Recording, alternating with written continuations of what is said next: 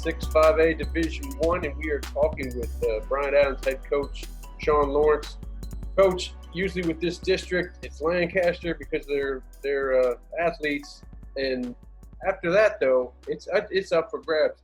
How do you feel about your team fighting with the other DISD teams and Carrollton teams to get for that last three spots?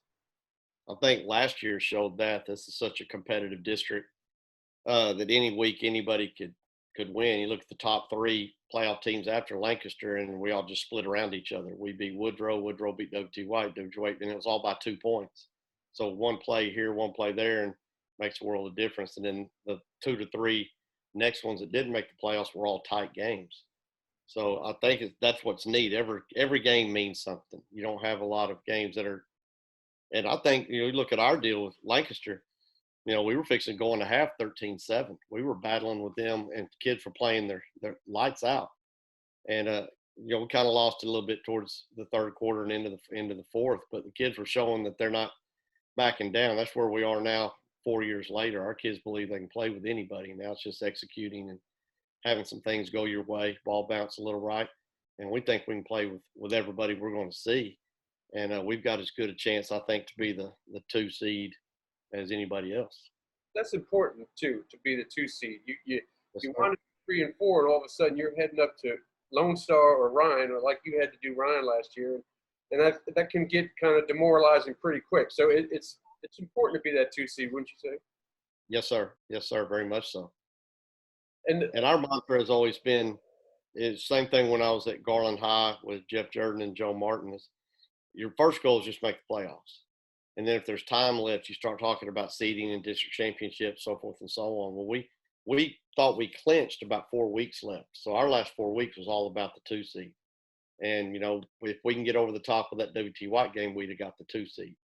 So we're right there where we want to be. We're a little disappointed in a couple of games and where we ended up falling, but we're excited about where we can be. We got a bunch of kids back. We got 27 seniors going to be on the team next year. It's our biggest group we've had.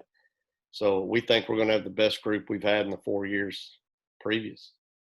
That's awesome. And last year you had to deal with – you obviously had to deal with the COVID situation, and that kind of pushed things around a little bit. You didn't kind of know what you had, and you didn't start off too good. You're 0-3. But you found a way to turn that thing around and turn it into, 5-2 down the stretch? Yes. And a lot of that had to do with our kids. They didn't panic.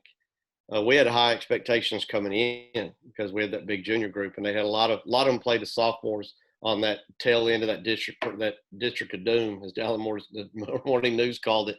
We saw, 4 really top level, deep in the playoff run teams. So we got a real education in what it looks like and how you're supposed to approach it.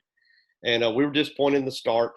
I'm not going to attribute to anything. Everybody went through COVID, so it didn't have anything to do with that.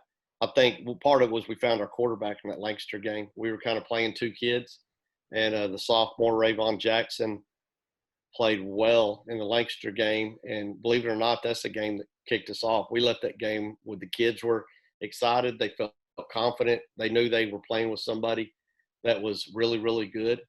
And it just kind of, the rest of that season just steamrolled this into great weeks of work. The attitude was fantastic, but our kids are really good. They believe in what we're doing. They didn't panic. And, then we caught a good win, rolled it on top of a couple of more, and, then we ended up having a good 2/3 to end the season. And we were talking off camera about this, but they get a little reward this year because they're going to get themselves a new weight room and some upgrades. Talk a little bit about that. It's really amazing. The whole campus it's like $65 million worth of work being done at BA right now, from fine arts to new hallways and all that. But athletically speaking, we're getting a big 2,000-seat competition gym. We're getting new locker rooms, getting new weight room, training room, a map room. They're updating everything else that's not new. And then the biggest, at least for me, the biggest jewel in the whole thing is we're getting a turf practice field, which is big for us. Big for everybody, but it's really big for us because anytime it rained, we had to bus over to one of the stadiums, cuts into your practice time, organizational stuff. It gets you out of a routine. So moving forward, it'll be done sometime late June. So before the football season, we'll have us a new turf practice field, which will be big for us. Coach, you got me excited for 6-5A Division. I appreciate you joining me, man, and we will look forward to seeing what you put out on the field in August. Thank you, sir.